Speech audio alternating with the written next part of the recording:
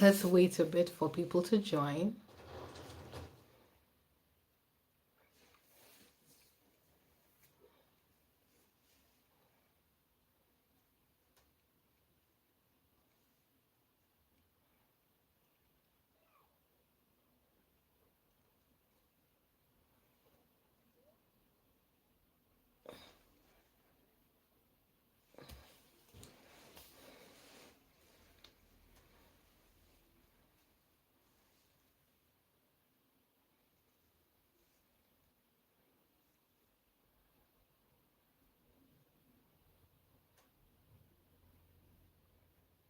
Hello. Please say hello in the chat if you've just joined.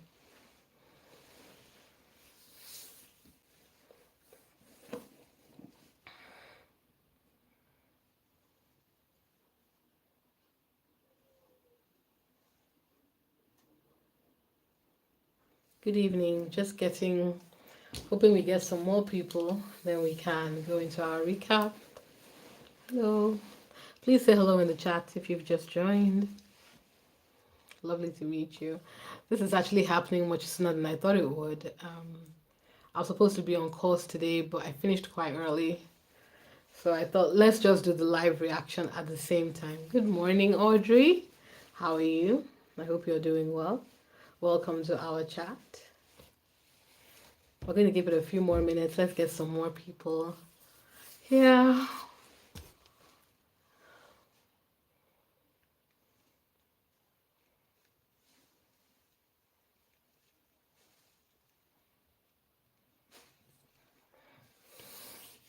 Hi, CB. How are you?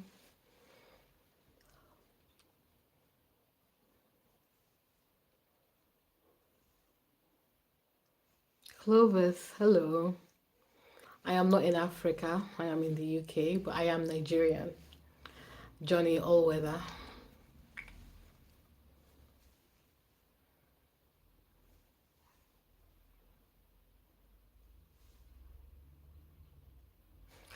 I'm good, Audrey. How's it going? How is everything? It's Tuesday. Today has been quite busy. I went for a Kafka course. I'm going to do a live for people who are interested in tech, so we can have a conversation about it. But I'm going to do something around Kafka and data streaming. I think that'd be quite interesting for those of us that are new to that environment. That's not a council property, I hope. No, no, Johnny Allweather. It's not a council property.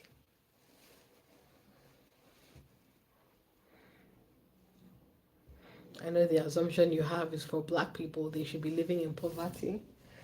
Sorry to disappoint you, Johnny Allweather.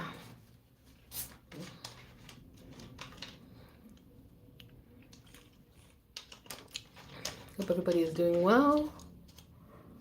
Please let me know in the chat how your week has been so far.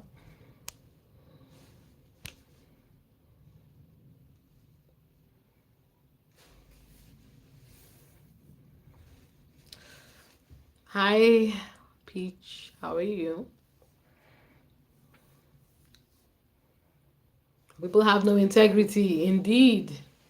Yes, Audrey, they have zero. In fact, speaking of integrity, there's a reaction video I'm going to post about the British Rota have been spreading misinformation and lies and basically fan fiction that Princess Kate, um, through her early years initiative, has convinced the consultancy multinational Deloitte to pass a 6 week but no, they're giving men the same paternity leave as women. Now that's utter and complete nonsense. I'm going to react to that. Hi Neil, hi Sharon. Ragnar, I am drinking water. Hope you're all doing well. Hi Peach. Before I get started, as more people join, I hope everybody is doing okay. Hi Rosa. I've now added a membership layer to the channel. I wanted to give a very quick explanation to why. I love engaging with you guys. I truly, truly do. But some of the videos that I post are demonetized. Like the one I did on the Sussexes, because of the amount of content, it gets demonetized. So the extra, when you guys support me, it really does help me because I don't want to stop posting these videos. I think we have a cute little community and I love it, but they will get demonetized. So any support you can give me is really appreciated. I put a membership layer, and I want you guys to have a look at the memberships. Let me know your feedback, your thoughts. I'm not gonna do a Q&A now because that's not what this is for. This is for reacting to Confessions of a Female Founder. And yeah, it'd be good to get your thoughts. Like I said, I've tried to keep it reasonable. I do appreciate that we are in a recession. So again, I'm not expecting people to break the bank. But like the amount I put there was the one that was recommended to me by YouTube. Let me know your thoughts. And for those of you that are wondering, oh, what do I get that I'm not getting now? So I'm going to have to make it give people perks. If you pay for the membership, we have these types of live videos. You get access to the long format videos. You get access to we can have proper Q&As with each other. We can talk to each other. And I'm going to create a Discord channel for us so that we can talk. Just keep each other updated. I do appreciate many of us on this channel have formed communities. You've made friends, and I don't want that to end. And yeah, it's nice to have a Sussex safe space. If YouTube wasn't charging or demonetizing the videos, I wouldn't even have to do this, not really. But I don't want people to have to go to things like Patreon. I'm like, let's just do it here, big. So as much as possible, I would love to just stay on one format. Let's keep it. So yeah, please have a look at my membership options. Like I said, keen to get your thoughts. If you can't join, I will appreciate it. And I will appreciate you. And there are perks that come with it. Hi, Sharon.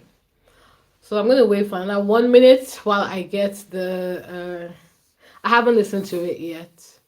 So I look forward to us being inspired. And again, the reason we do this, I do this, is to keep us inspired. I wanted to create a space for us to be as positive about the Sussexes as possible. If you know what I mean. I was sick and tired of have you guys seen those Sussex channels that is just basically AI? They put the title one way, you click on them, and it's just AI, just repeating old news, just news that has nothing to do with anything. And yes, there are pro Sussex spaces, but I felt as wonderful as they are, sometimes we need to take in and whack people. So I wanted to bring a certain type of aggression. I think it's a testament to the Sussex community that many of us are matured, layered, thoughtful. Even the people that when they are being critical, they still try to be fair, and I really deeply respect you for that. But I'm Nigerian, so I don't care. I drag these holes. Me, it is in my nature. When you talk rubbish, I will meet you at the floor. In fact, there's somebody that I am going to look forward to dragging this evening because once again, this old woman has embarrassed herself. And guys, I'm Nigerian, so we really do try to be respectful of our elders. But people just be trying me though. I mean, like all the royal roots, they're all above the age of 60. So you know that they're doing this because they need pension. And I'm like, what type of a sad life did you live? When pensions when pensions were making sense, by the way, what type of sad life did you live that when pensions were making sense, you weren't able to gather enough for yourself that this is what you have to be doing in your old age? I always wonder, can you imagine, guys, being in your 50s, your 60s, even your 40s, hell, even your 30s, and what you do for a living, for a £30 appearance fee, is to criticize a couple that doesn't talk to you, they don't know who you are just spreading misinformation and lies.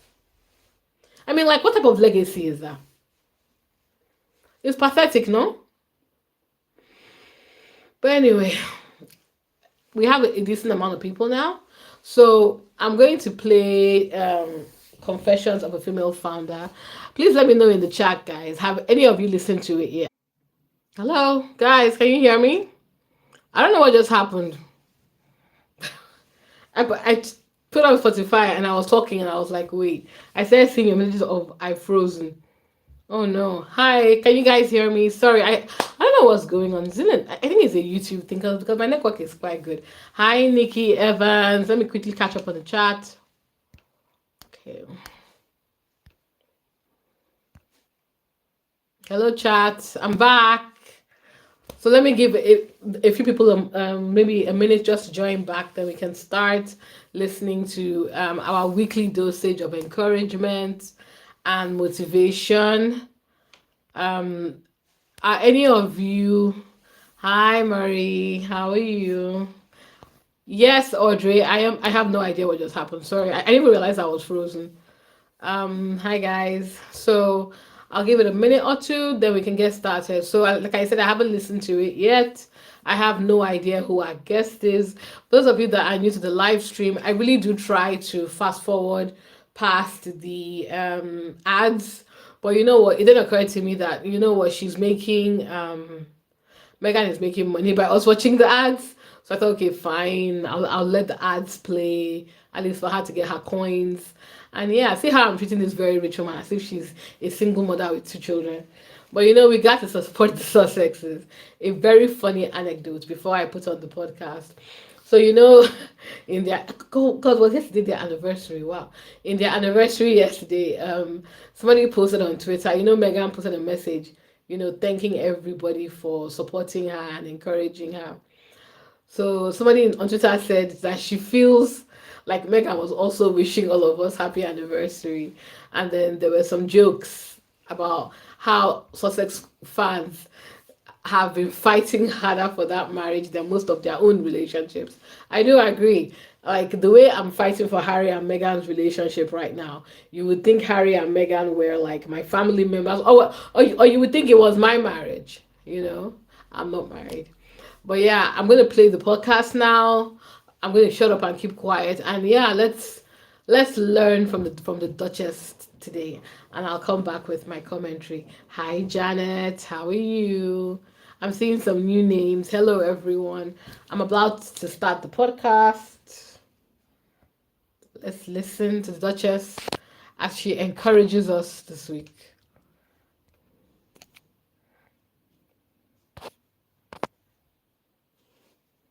Even has a new feature to help you write job descriptions and you guys hear get your job in front of the right people with deep candidate insights. Find your next great hire on LinkedIn. Post your job for free at linkedin.com/female-founder. That's linkedin.com/female-founder to post your job for free. Terms and conditions apply. This episode of Confessions of a Female Founder is brought to you by Booking.com. If you have a vacation rental or a place you're considering renting out, here's a question for you. Do you want to earn more with consistent bookings, reach new markets, and turn hosting into a steady income? If the answer is yes, head to Booking.com. Booking.com makes it easy for you to run your growing business. You can chat with guests, accept or decline bookings, and have total control over your property's calendar and finances. It's hosting on your terms. For the bookings you've dreamed of, list your property on Booking.com. Learn louder. I feel like everybody's in such a hurry to be successful. When you're bootstrapped, you actually can't. You have to be very slow. You have to be very responsible. Every single opportunity that comes across your plate, you need to make sure that it's profitable.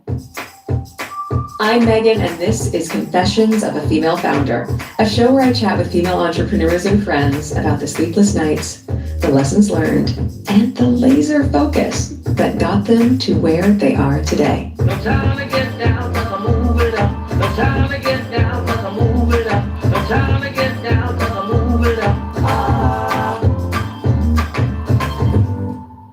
Okay, so I think you guys know I really like being in the garden. And running a business, funny enough, it's a lot like gardening.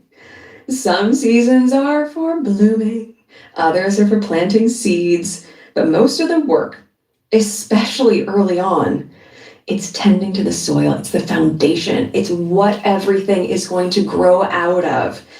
You got to make sure the roots are strong enough to carry what's coming next, and this is especially true when you're bootstrapping a business, running a business independent of any investors, private equity, VC. You are doing it on your own. You have to be so intentional and careful with all of your choices. And you can't expect a harvest to happen overnight.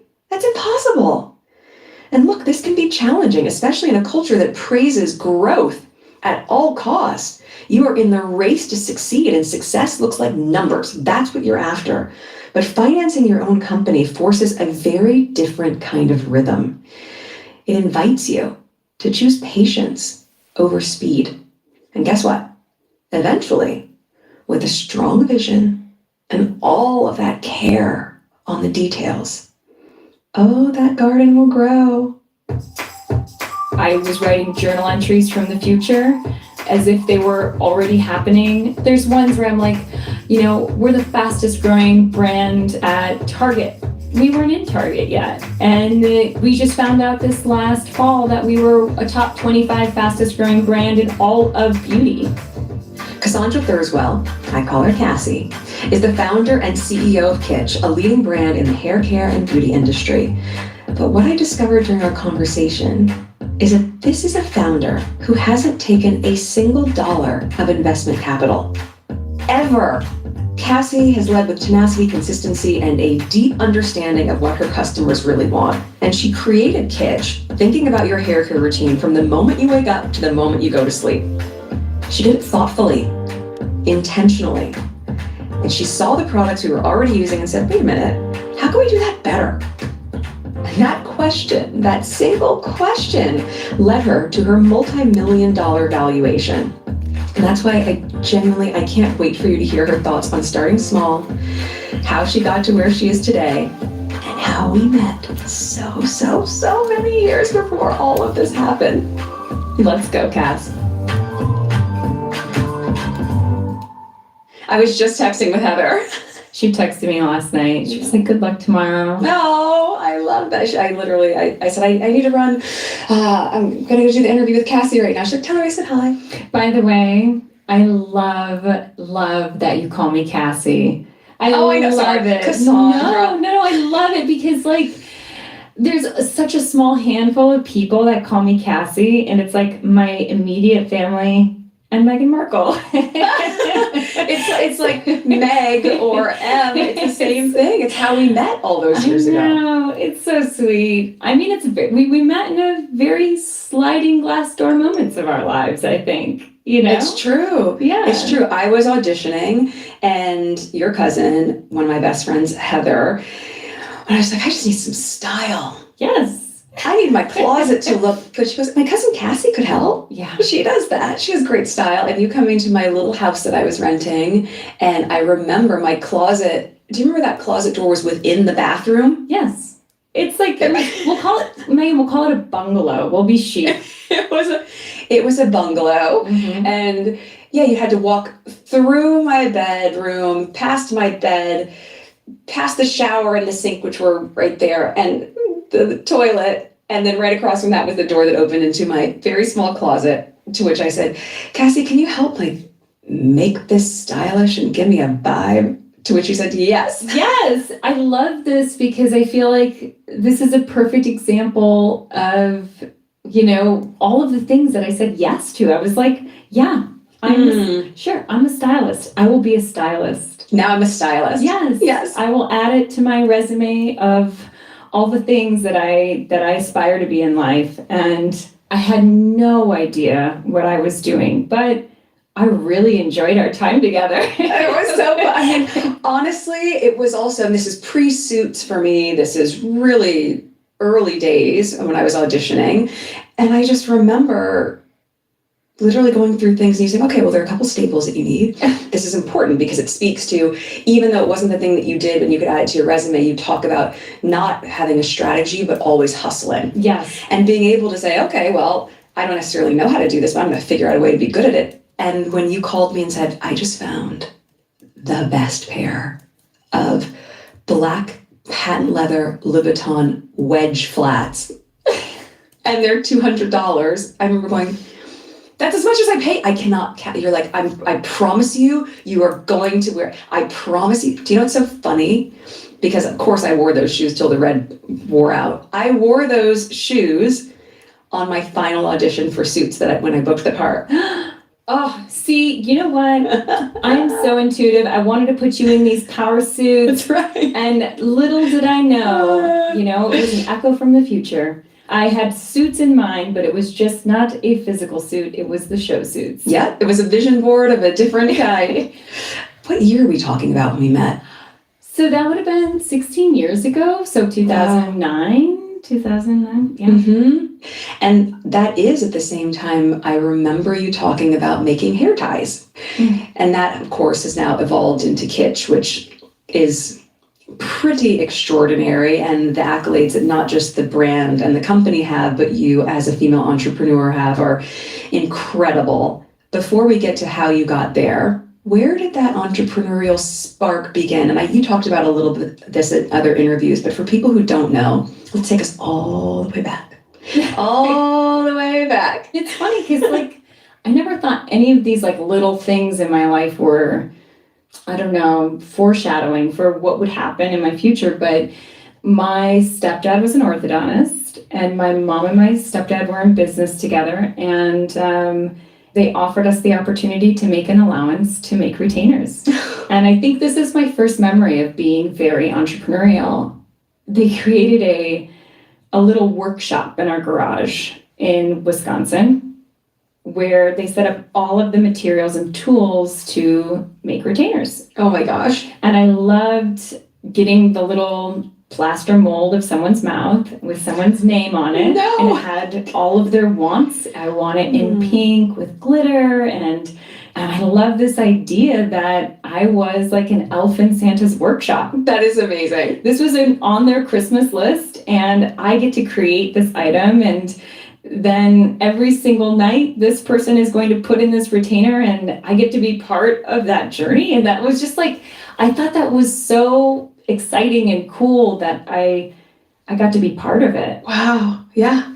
And even how engaged you are with the customer service experience and listening to your customers, that speaks to the exact same thread that you were pulling on from all those years ago, where you're saying, it's personal. This is something you have on your body. This is something that you're investing in, and you get to be part of that story of the thing that they have with them every day. Absolutely. I mean, I think the best way to put it is from day one, it was always, the Kitsch has always been people-centric. Mm-hmm. We've always been people-centric. When most people start a business, they write a business plan.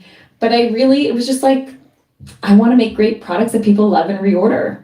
Because I really genuinely believe that reorders are what make a business. That really tells you, I value what you've created to the point where I need it again. That is not a business plan, but it is an ethos. Business plans get rewritten every single year. Your ethos does not. Yes. And so I think for me, it was building a business off of that ethos. It's genuinely of service. It's that same tween that's making retainers in the garage. In the garage in Wisconsin. Yeah. Hoping that I'll be, creating this great experience for the customer that will somehow impact their life for the better. Yes, it's of service, it's intuitive, it's listening.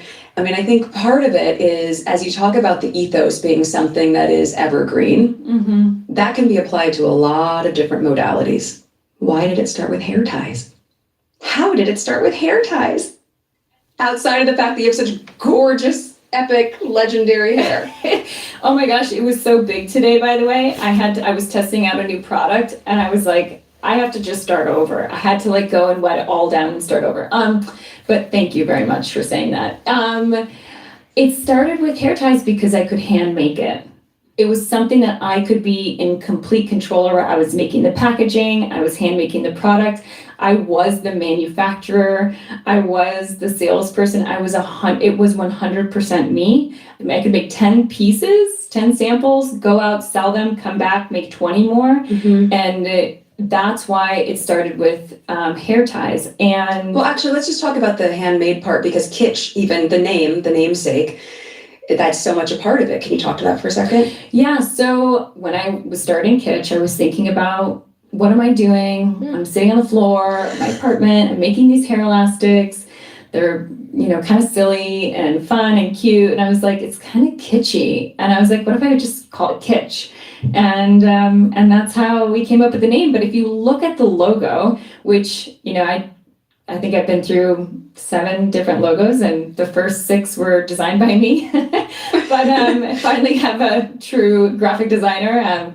But if you look at the logo now, how Kitsch has evolved is we've taken these very kitschy items, scrunchies and hair towels and all these like silly things, and we've refined them and made them beautiful. So that's why the logo is in this like phonetic aesthetic. Yes, and also probably much easier to trademark. So much easier to trademark. And now it can actually be printed on a packaging, because my other ones were like all swirly and crazy, and it was just really hard and all of whatever. No, but the complications of it, again, all of that stuff as you're figuring it out, I think it's just so important for people to hear that, because you're bootstrapping it. Yeah. And not even knowing that something that people oftentimes, when they create their business plan and they have their strategic roadmap, and they're going to approach this investor, and they've already thought about who they're going to sell it to, and they reverse engineer. You said, okay, I've saved up this money, $30K, right? $30,000, yeah. Yeah. And that is how you said, I'm going to go forward with this. It's time. I mean, and this was my 8th business that I started. Let's talk about some of the ones before. It's not including Meghan Markle's stylist, so. Yeah, the big one on the resume. No, I had so many more businesses before Kitsch. My mom and I had a boutique together, and then I had a jewelry line. I had scarves with inspirational quotes on it. I had my own website. My mom and we had a boutique, and I really wanted to have this was one of my first businesses. I really wanted to have my own business that wasn't affiliated with my mom's. And I was like, you know what, Mom, I would love to take all of these products that you have in the store, and I want to make my own website, and I want to sell everything. I want to do e-commerce, but it cost so much money to build a website at that point. There was no like plug and play. And I said, I know you save money for each of us to get married. I would love to take that money and create a website with it and start my own business. It was called Cassie'sCouture.com. Oh, do you still have it? Do you still have the domain? No, definitely no. Maybe someone else can do something great with it. I will bequeath it to whoever wants it. No, or just start to use it now and have it auto-directed, Kitsch. Yeah. Oh my gosh, great idea. But yeah, so that's a couple of the businesses. I had a spray tan business when I was out here for a while too. I forgot about that. Yeah, I had a machine. It was actually a great investment. The return on investment was very quick. But I mean, I had failed so many times, and I got a job working at a private label jewelry company, and I saw the whole private label world, and I was like, oh, this is really interesting. It really takes a lot of the risk out of inventory. It's essentially you design a piece, you show it to a buyer, they place an order for it, then they produce, you deliver it, then you get paid in 30 days. And when you're saying private label, you're talking about, at this point, you're designing for jewelry for Forever 21, for Hot Topic, for Urban Outfitters. How old were you at this time? So I was 23, 24. So this is when we'd connected. Mm-hmm. Yeah. I didn't know you were doing that at the same time. You were doing a lot of stuff. But yeah, so that's how I got into the private label world, and that's how I funded Kitsch.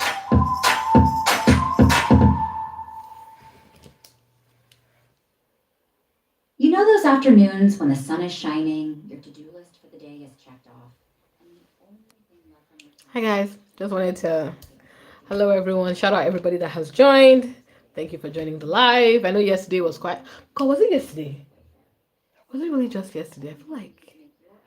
Wow. Okay, yesterday was low, but yeah, how are you enjoying it so far? It's really quite interesting hearing from somebody who was able to build a business. Having to fund it herself, her having to raise that capital, and it's interesting hearing about the fact that she failed multiple times. She had good business ideas, I think, but it didn't go anywhere or it wasn't successful. And I did ask a question in the chat. Are you guys motivated to do your own thing? I enjoy these podcasts because I am doing my own thing and I find them very inspirational. So when you guys, when I think, oh God, this thing I want to do is not working. Maybe I should try something else. Like this podcast is exactly what I needed. I This think. episode of Confessions of a Female Founder is Yeah. brought to you by Booking.com. Listing your vacation rental is all about opening doors to guests, but it's also about opening up. Please let me know in the chat. And if you want to turn your vacation into a steady income, you need to list your spot on Booking.com. Booking.com is one of the most downloaded travel apps in the world. Over the past 25 years, they've helped more than 1.8 billion vacation rental guests find places to stay. So why not help them find yours? Booking.com makes it super easy for you to run your growing business. I'm waiting for the ad to finish. Bookings and easily manage your But yeah, please let me know in the chat your thoughts about entrepreneurship, and maybe not just even entrepreneurship. Maybe there's something in your life that you've been trying. You've been trying so many different things. It's not been working. Like, have you found something that's your thing? Like, it'd be nice to hear from some of you in the chat. Whether you're looking to earn that extra income, fill those vacant weekends, or grow your business, head over to Booking.com to see how you can get started today. The reach is global, the bookings are consistent, and the control is yours. For the bookings you dreamed of, list your property on Booking.com. So in those early days of Kitsch, as you're, going door to door and getting customer feedback and pivoting as necessary to make sure the packaging that you're making in your apartment and the hair ties you're making in your apartment are all what you feel will be of service for people in their day-to-day. How do you get over that next hurdle? What's that first break that you have that gets you at a completely different level? The baby step or the giant leap? We'll call them minor stones. Yes, someone said instead of milestones, it's inch stones. Yeah, I feel like everybody's in such a hurry to be successful, right? To like get there, to make these like big things. When you're bootstrapped, you actually can't. You have to be very slow. You have to be very responsible. Every single opportunity that comes across your plate, you need to make sure that it's profitable. And so bootstrapping was an incredible opportunity for me and my husband, Jeremy, who you know, Jeremy, yeah. to really be slow and thoughtful with our growth. And I'm not going to call all of our decisions were very strategic, because sometimes we had to say yes to certain opportunities because they were the most financially practical. And so, so the first opportunity was Nordstrom Kids. Were we a kids brand? No. But it was Nordstrom Kids, and we made it out of the apartment. I had a LTL, which means less than truckload truck, come up to the apartment, and I'm loading these cartons out, processing orders. How many? How many was that first order? I think it was like 25 cartons, but it was a $13,000 order. Huge at the time. Manufactured out of my living room. But still just doing hair ties. More hair accessories at this point. Mm-hmm. Elastics, we're really getting into hair accessories. And I remember reaching out to a buyer on LinkedIn from Ulta and just saying, I've got these really interesting new hair accessories. I don't know if you'd give us a chance. And I sent her the catalog, and she responded, and she was like, there's some interesting pieces here. Are you going to be at Cosmoprof next month or something? Which is like an expo in the beauty industry. I literally had to go Google what is Cosmoprof. Because I had no idea. It was way too expensive. It was like $20,000 for a booth or something like that. And I was like, can't do that. And I was like, how much is a plane ticket? And I was like, we're not showing in Cosmoprof, but I would love to take you out to lunch. There's a great Mexican restaurant right outside. I'd be happy to like set up a whole thing. And she said yes. She said yes. And That's so great. then Tula was really young at this point, and she was sick. That's your daughter. Yeah, Tula. And I was like, Jeremy, you have to go. And so my husband went, did the whole meeting. She was so impressed, so excited. She gave us one shelf on an end cap in a small amount of stores, and it did so well that she asked us to pitch for a 2-foot space. And then it was like, I remember one buyer in particular, and she was like, these hair ties are so great for my hair. And I knew that they were better for your hair. That was part of the sales pitch. What else can you be doing in hair? And I thought about it, and I was like, okay, what if I created basically a new category, is hair care as a lifestyle? It's the pillowcase you sleep on. It's the tools you use in your hair. It's pretty much everything that wasn't shampoo and conditioner. Oh, that extra wide headband Oh. for when you're washing your face is one of the best products. Oh, thank you. I love that thing. It is a household staple because my Great. daughter has long hair, my husband has very curly hair, and we all love the spot headband. But yeah, and so it's everything that interacts with your hair from the moment you wake up to the moment you go to sleep. And we just kept thinking about all these other things and how can we be creating a better experience for the customer for products that they were kind of already using, Mm-hmm. but let's make better versions of it.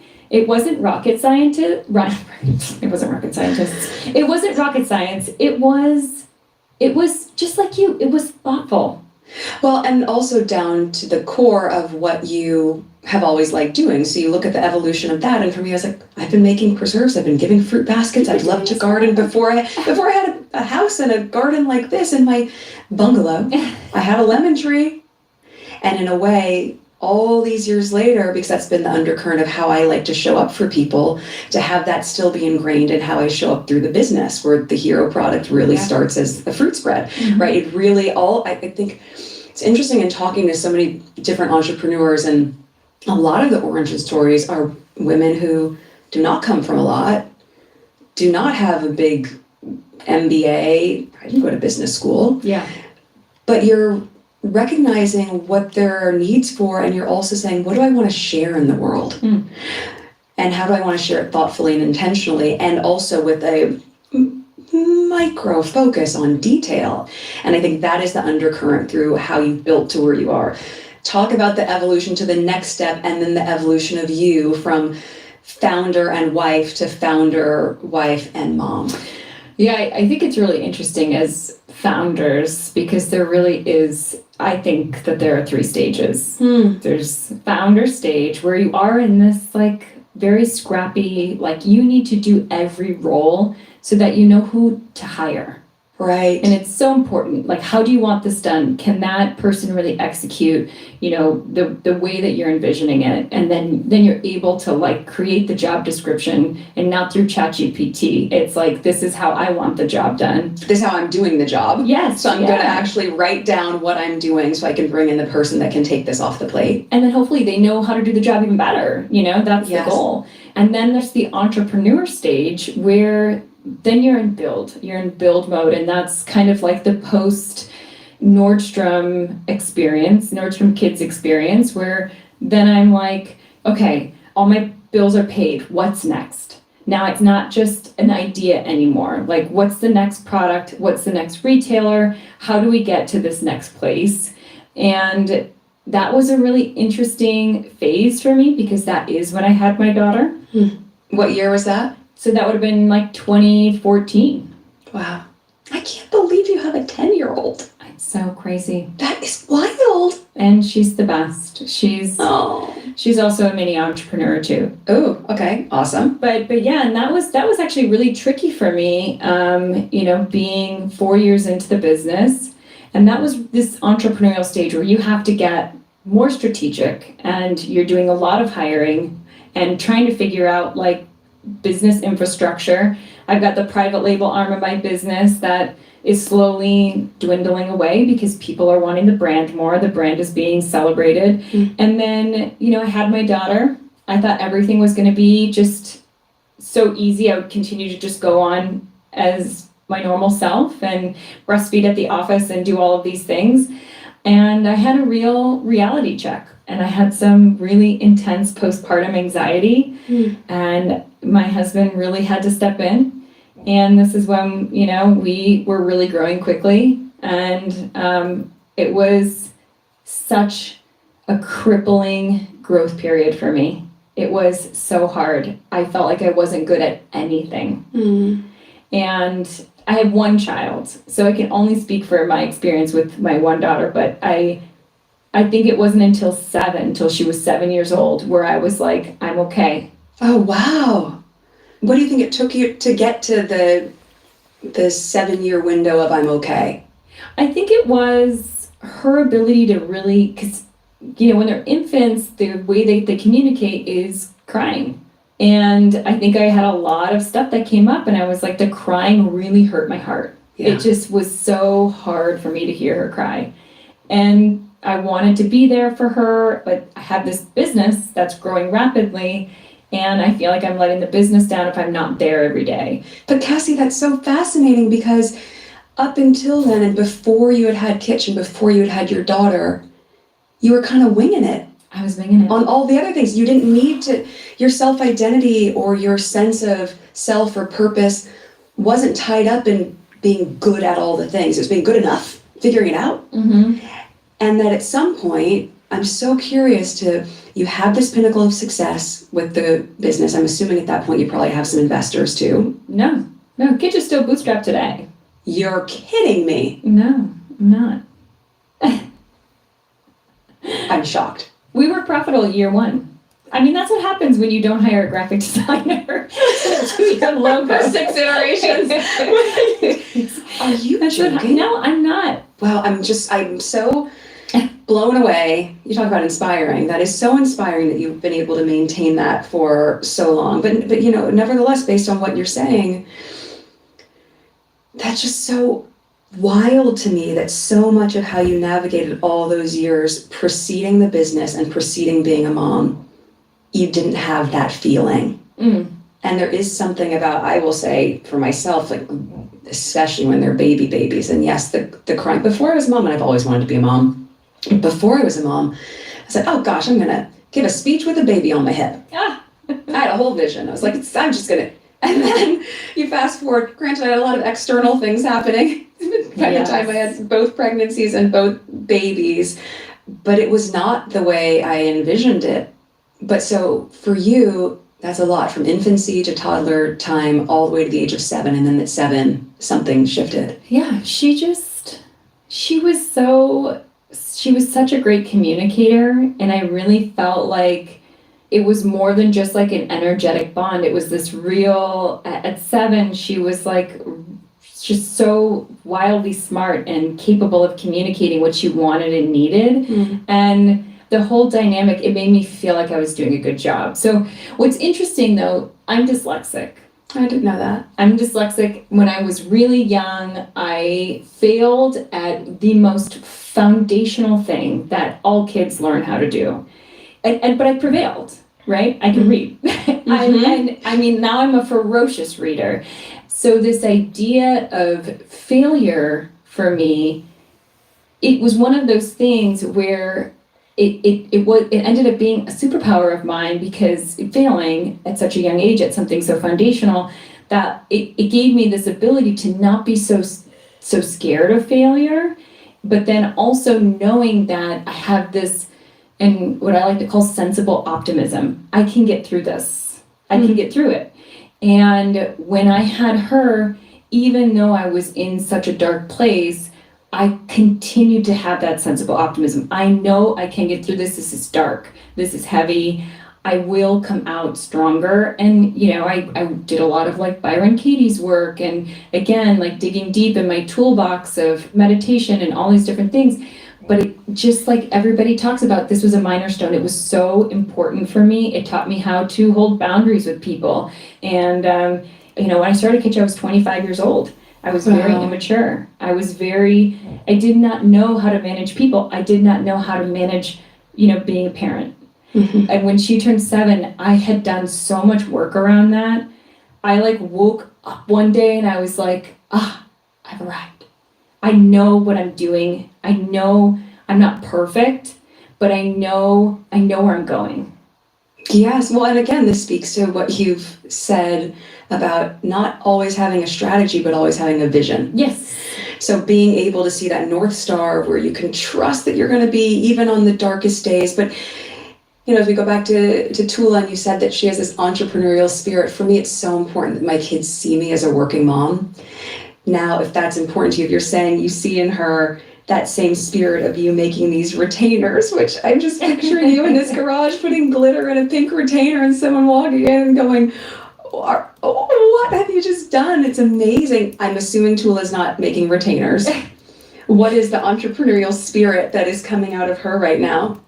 Well, she really wanted to buy something around the holidays last year. And I said, you know what, Tula, you have to come up with a business idea of something that you can make and sell. I'll give you a loan for all the supplies that you need.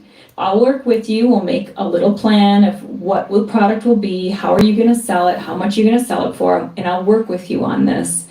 And she came up with this great idea to make candy kebabs for Halloween. And so she bought all these different kinds of candies and like Peeps and like all this stuff, and she stuck them on a kebab stick and wrapped them up. And she took a basket and went out on Larchmont Boulevard, and she was like really meek and quiet. She's like, candy kebabs, and was like, she was so little. And so then I was like, hey, if you really want to sell these, you got to talk loud. You need to stand in the middle of the street and you need to tell people why they need these candy kebabs. And it was the best. It was one of the best things that we've ever done as parents. And now she's just like, she'll be like, I want something, I'm going to go make something. So now she doesn't have to take loans anymore. She has a savings account. She goes, and every time she wants something, she goes and she'll think of a new idea and go sell it out on Larchmont. But we always tell her she has to give some of it to charity. I wish it was self-initiated that she has to give something to charity, but we have her pick a charity that she wants to donate a portion of all of her sales as a mitzvah. And so when the LA fires happened, she was like, Mom, I have a great idea. We have a lemon tree. And she's like, I'm going to pick all these lemons and I'm going to sell the lemons on Larchmont and just donate 100% of it to the firefighters. She made $800. Oh my gosh. For the LA firefighters. Wow. Everybody was so giving. She was just so proud of herself. I'm proud of her. That's amazing. And I love a lemon.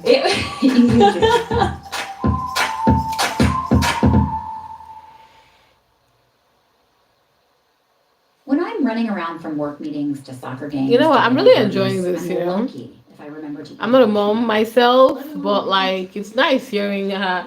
I think this woman's story sounds very personal to many of us. Wanting to start your own business, not having a lot of people do not have investors. Sorry, most people have to raise capital themselves, and I think that the term is bootstrap, and bootstrap their own business and take care of their own videos, graphic design, marketing, like I do. It's hard, and I think even when you find that even when you try to get external people in, they do take advantage and try and rip you off. So more times than not, you rather just do it yourself. But yeah, it's really interesting to hear about how she's balancing being that, because she's still bootstrapping her business from what we've heard, and being a mom. And I really loved hearing about her as a mom, teaching her kids. And I love what she said, that their child really needs to see her working, and I stand by that. Really, in this modern world that we live in, we really need to show our kids, our nieces, our nephews, people around us need to see us working hard. They have to, so that they don't, because I think many of us can agree that even the best laid plans, even when you do your best to teach your child, when they go on social media or hang out with friends, it's like everything they've taught them has gone out the window. But I think there are some things that we teach children that they will never forget. People seeing their, especially women, if you have a daughter or even a son, seeing a woman working is not weird, because the way a lot of us have regressed, the way society regresses whenever the right wing start pushing certain agendas, as for the comments you see online, you do wonder who raised these people. So yeah, and I'm going to use this as a dig towards the royal family. This idea of if your future queen doesn't do anything but she doesn't work. And again, I'm not saying that she should do a 9 to 5. It's not realistic, because that's not who she is. But the fact that she doesn't have anything to her name, I do wonder, like, what's George going to think? Charlotte and the rest. So yeah, let's get back to it. When you can intellectualize what you should be doing as an entrepreneur, but emotionally, it's a very different experience. The people pleasing in my interpersonal life was complicated. I mean, I think that even with my daughter, I didn't set boundaries with her because I wanted her to like me.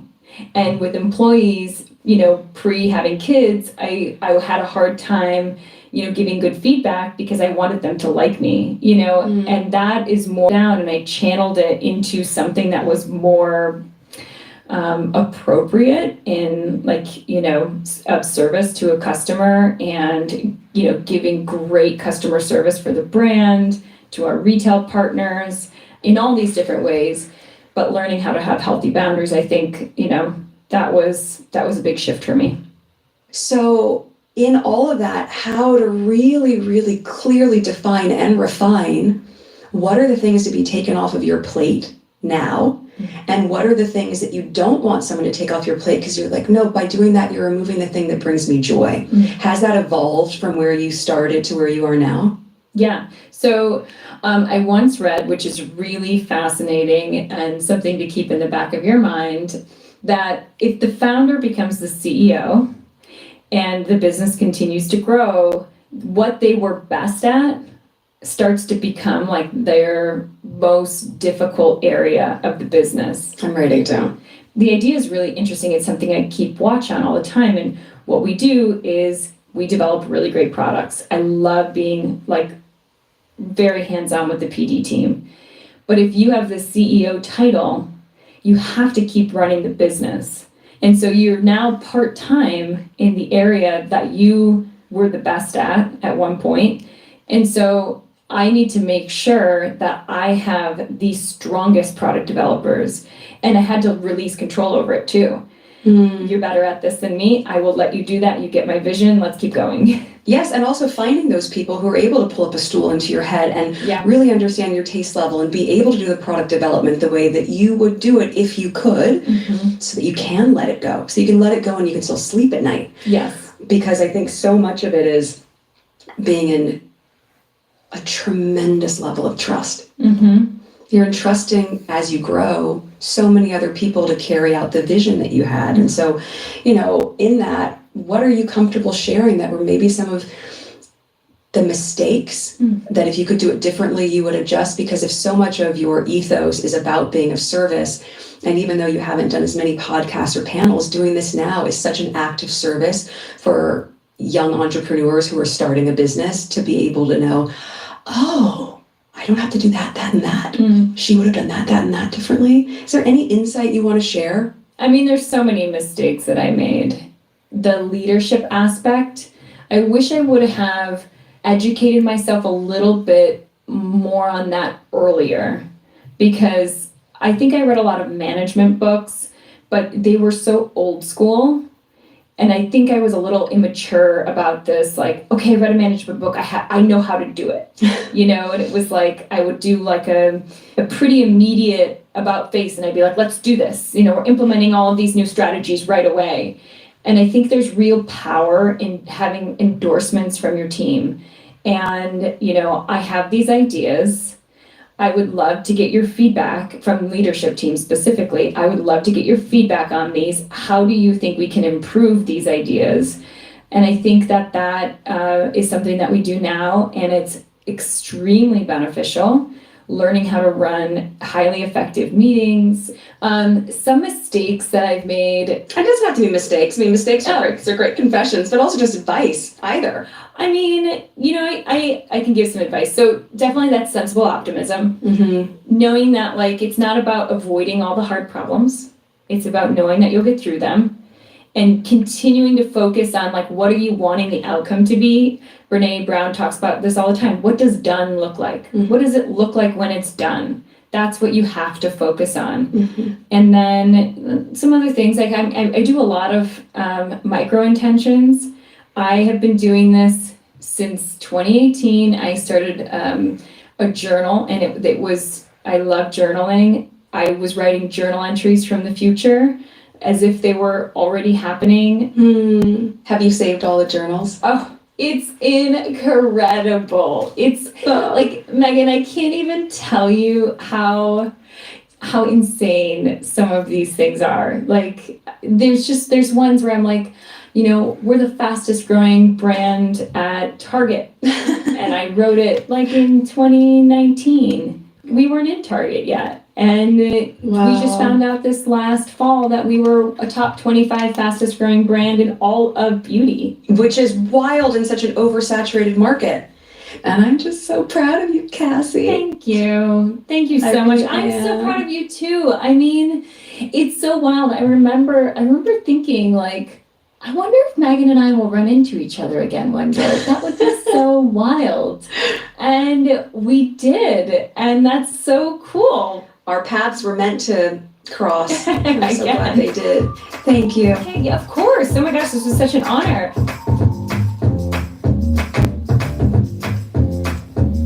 Next week, we're talking to a founder who sold a majority stake per billion-dollar brand to build something completely new and very unexpected. I spent the first 4 years quietly with two girls that make bras. None of us have one idea how to make a shoe, but I didn't know how to make shaper either. And I always say to people, when you don't know how something's supposed to be done, you're insured you're going to do it differently. And that's where innovation is. Can you guess who it is? We'll see you next week. Oh, that was good. Confession? I really enjoyed that, guys. How about you? I found it very, human, very, very relatable. Not that she hasn't been relatable, but it's so interesting hearing from someone who didn't come from a wealthy background, who didn't have any investor backing her, being able to build a business and scale it up to, go into major in shops and like Target and the rest. I think that's really interesting, and I think many of us can relate to that because many of us do not have and will not get external funding. The best we can hope for is a business loan, which of course comes with its own cost. But many of us, I think, would prefer to put our own cash into it, no matter how small. And in this current environment where, let's be honest, getting employed work is difficult. The cost of living is so high. Many people have need multiple sources of income to survive. So if you can have one idea and that idea can scale up and at least feed your family, who wouldn't want that? Jesus. I mean, the one thing about a recession that I have to say is it forces people to think outside the box. What was working before most likely is not going to work right now or may not be available to you right now. And I think again this is part of the reason why Megan is so, this thing that she has done with the female founders, I mean, let's give her her tens. That is really incredible. The fact that she didn't just get like Serena Williams or Beyonce or Oprah to come and talk at us. Because let's be clear, I'm not saying these women in different ways did not struggle. All of these women, I think, with the exception of Beyonce, grew up with from lower working class backgrounds. Everything they had to start building from scratch when they were kids. But let's be honest with ourselves, when you attain a certain amount of fame, especially if you sit in that fame for a few years, that you might forget, or you might whether you intended it to or not, lose touch. For example, if your idea of a vacation is to go and stay in a five-star resort or your own private property in south of France, you're not going to be able to understand somebody who their idea of a good vacation is a highly budgeted spa break within their own environment, maybe in many cases within their own country or their living area, because that is what they can afford. So it's good that she has these people who we've never heard of. And I think if you remember from Megan's podcast with Jamie, she likes to elevate people. So you see her go for people who don't have the platform basically, and use her platform to try and elevate them. And I think that's fantastic.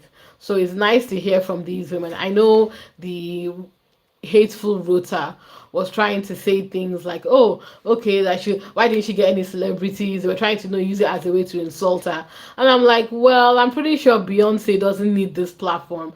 I'm pretty sure. Give me a name, guys. I'm pretty sure. I don't know. Other female celebrities don't need this. Kerry Washington. I'm pretty sure. Think of any female celebrity you know. The fact that you know who they are and they are mainstream, they most likely don't need this platform. So I love that she's bringing these women and bringing them to the light. Because let's be honest, haters, lovers, because you've heard from these women, you're going to start, at least you know who they are. Like I didn't know what Kish was. Now I've heard of Kish. Okay, if I'm in America and I'm walking through Target and I see Kish, I'm like, oh wow, from Megan's show, or Jamie Lima, that lady that has that wonderful talking voice. I know many of us were motivated by how how her religiosity and how relaxing her voice is. You will go and check her out. You might become a subscriber. You might buy her book. So to me, there's nothing wrong with the fact that Megan is using her platform to elevate people, and it's a brilliant thing to do because it's a very good way to gain. What's what I'm looking for? It's a very good way to gain goodwill, actually. Because even if you hate Megan, you meet her and you say, "Oh wow, Megan helped Roy Choi. Yes, he may have been known in LA, but thanks to Megan, he's now internationally known, at least from her show." Or you may have known what's her name? So even some of her friends that she elevated, you may have seen them before, but thanks to her show, oh wow, they have a business. They sell flowers. They sell food. Now I know who these people are, right? So to me, that is a fantastic way to gain goodwill amongst the masses. Like imagine if she picks up somebody who used to sell things at your local farmers market and invites them on her podcast. Imagine what a life-changing experience that would be for that person. So like, see, I think that's the right way to use your fame, whether you want it or not. The fact that you have it, using it to help people is always, you can't go wrong, right? And it's the reason why there's some I don't want to use this chat to drag this woman, but I will do a separate video because I have a lot to say. Hi, Fragrance and Lifestyle. How are you? Good evening. Let me just say hello to the chat. Hi, Kimba. TNO in situ. How are you? Exactly. And look, I have 2 videos I'm going to post. One of them with our favorite rambling psycho Hugo Vickers. The other one with that with former big back old bitch Vanessa Feltz. Oh, I'm going to drag that woman because I told you guys, I don't know how many of you heard me when I was saying that I can't imagine being in my 40s, my 50s, my 60s. I don't have anything else to do. I don't have anything else to do, guys, but me and my other bad-livered bitches are going to gather together and start gossiping and being bad-mouthing and bad-mouth young girls. What? Like, it's so embarrassing. It's like, of all the things you can think to do at your age, especially when people above a certain age are, I'm not saying they are lonely, but they want, unfortunately, society ignores people like that. Society can be quite cruel. We ignore people above a certain age. If we can't get sex from them or something from them, we tend to like, oh, go away. So it's kind of like, yeah, it's like, what was I just saying? You would think that people like Vanessa Feltz and her merry band of hateful bitches will go and create content that relates to people of a particular age. She's in her 70s. Go and use your platform and use it for good. No. What she wants to do is gather those same bitches round a table to drag a woman that is beautiful, young enough to be their daughter, living her best life, and just being happy. And I'm like, what? It's such a miserable existence. But like I said, I'm not going to use this video to drag those people. Oh no. I'm going to create a separate video for it. I might get demonetized, but you know what? To drag Vanessa is well worth it. I'm sorry. It's well worth it. And yeah, I'm going to post those videos after this one. But yeah, I didn't see much from you guys in the chat. Did you find the podcast as useful as I did? I did. I love that she's really diversified it. So, and I wonder how many more episodes do we have left actually? Is it 8 episodes? The way that I hear it was 8 episodes. I could be wrong though.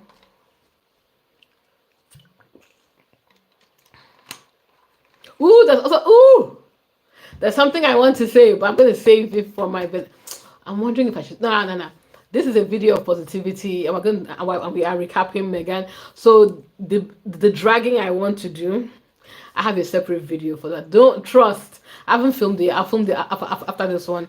I'm going to be dragging. Oh, I look forward to dragging this woman. I feel like I've been waiting for this moment because it's kind of like a 2 for drag. something is happening. And this is why I say, guys, in everything in life, be gracious. You might hate somebody that has wronged you. Be gracious. Because karma might not come immediately, but she's never late. Karma. And there's somebody that karma has happened to them, and I look forward to savoring their misery, because I will be dragging them. And yeah, hey Fragrance and Lifestyle, watching you. How are you? Oh, bless you guys. Like I said, I don't know how many more episodes. I'm thinking maybe 2 more. And I wonder if we will get a season 2. What do you guys think? I don't know, because female founders are coming up. Believe me, I think a lot of female founders will be lining up to come on Megan's show, so they can get, they can get that global platform. So what do you think? Season 2? I'm thinking there might be, but it depends on if she wants to do it. But I'd like there to be, It's been nice getting, it's like a weekly dose of motivation hearing these women talk. I hope we get a season 2. But yeah, I hope so, sis. I hope so too. So yeah, as I mentioned, I'm gonna go now so that I can release those 2 videos. I'm gonna go now. Thank you all for your continuous support. I love you guys. Those of you who joined late, like I said, I've created the membership layer on the channel. I love doing these videos for you guys, but I'm always getting demonetized. And what I do not want is to start asking people to come to my Patreon. I don't have a Patreon, guys, and I don't want to. I would like us to have everything together. And I would also like a place where we can talk without, it's members only. We can gossip, we can talk about things, we can build more of a community. And yeah, but sadly, because nothing is free on YouTube anymore, it has to come at a cost. The cost I've put, I hope it's not too bad, but like I said, please give me your feedback. I know we are in a recession, and I'm not saying it is not by force. You can also support me by sharing my content, liking my content, so I can get more subscribers. And yeah, thank you all for your support. I have 2 more videos. I think you're going to enjoy them, because I am dragging people. And yeah, have a good night. Take care, guys. Until, I don't know if I'm thinking As Ever might release something soon. If it comes out this week, we'll have a live reacting to it. But yeah, I was going to say until next time, or until the end of the week or the weekend. We'll have a live over the weekend. I love you guys. Thank you for all your support. And please be safe and have a safe week. Take care. Bye.